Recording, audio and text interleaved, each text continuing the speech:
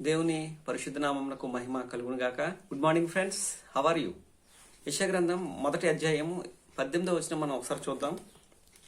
యెహోవా ఈ మాట సెలవిచ్చుచున్నాడు, రండి మన వివాదము తీర్చుకుందుము. మీ పాపములు రక్తము వలె ఎర్రనివైనను అవి హిమము వలె తెల్లబడును, కెంపు వలె ఎర్రనివైనను అవి గొర్రుబొచ్చు వలె తెల్లనివగును అంటున్నాడు. రండి, దేవుడు ఈరోజు నిన్ను పిలుస్తున్నాడు. తమ్ముడు, చెల్లి, రా, మన వివాదాన్ని తీర్చుకుందాం. దేవునికి నీకు వివాదం ఏంటి? దేవునికి నీకు సమస్య ఏంటి అంటే, ఆయన ఏమన్నాడు అంటే, నేను పరిశుద్ధుడును, నీవును మీరును పరిశుద్ధులై ఉండుడి అని చెప్పి అన్నాడు. మనం దేవునికి వ్యతిరేకంగా చేసే ప్రతి పాపము నీకు దేవునికి మధ్య సమాధానాన్ని, నెమ్మదిని, సంతోషాన్ని లేకుండా చేస్తుంది. తద్వారా నీకు మనశ్శాంతి ఉండదు నాయన.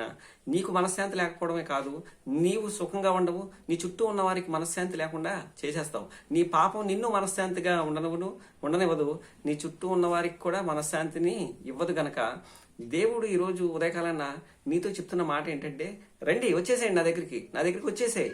నీ పాపాలు ఎర్రగా ఉన్నా సరే కెంపు వలె, నీ పాపాలు ఎర్రనివైనా సరే రక్తం వలె ఉన్నా సరే వాటినన్నిటినీ నేను క్షమించేస్తా. నేను నూతనమైన వ్యక్తిగా, పరిశుద్ధునిగా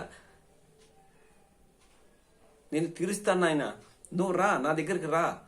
మన వివాదం, నీకున్న ఆ అలవాట్ల నుంచి నేను విడిపిస్తాను. నా మాట విను.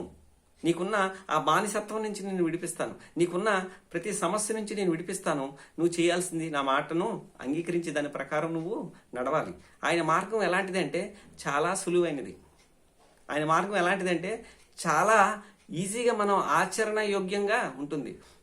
ఆయన అంటున్నాడు, మీ పాపాలను బట్టి మీరు నాకు దూరం అయిపోతున్నారు. అందుకని అంటున్నారు, ఒకవేళ నువ్వు పాపంలో ఉండి ప్రార్థన చేస్తే నేను ఆలకించను అంటాడు. అదే, మీరు బహుగా ప్రార్థన చేసినను నేను వినను. ఎందుకంటే మీరు పాపం మీ హృదయంలో పెట్టుకొని, పాపము జురుకొని, పాపాన్ని ఆశించి ఆపేక్షించి మీరు నాకు మొర్ర పెట్టిన ఆ హృదయంలోని చెడు తలంపులను మీరు విడిచిపెట్టకుండా నాకు ప్రార్థన చేసిన, నన్ను అడిగిన నేను మీకు ఇవ్వను. ఎందుకంటే మీ హృదయంలో మొదటిగా నీ పాపాన్ని తొలగించుకో. హృదయంలోని ఆ పాపపు మలినాన్ని తొలగించుకొని హృదయంలో నన్ను ఆహ్వానించు. నీ హృదయంలో నేను ఉంటాను, నిన్ను నడిపిస్తాను, నీకు నెమ్మదిని, సమాధానాన్ని, ఆశీర్వాదాన్ని నేను ఇవ్వడానికి సిద్ధంగా ఉన్నాను. ఆ పాపాన్ని విడిచిపెట్టు. నా వివాదం ఏంటి అంటే ఆ పాపమే.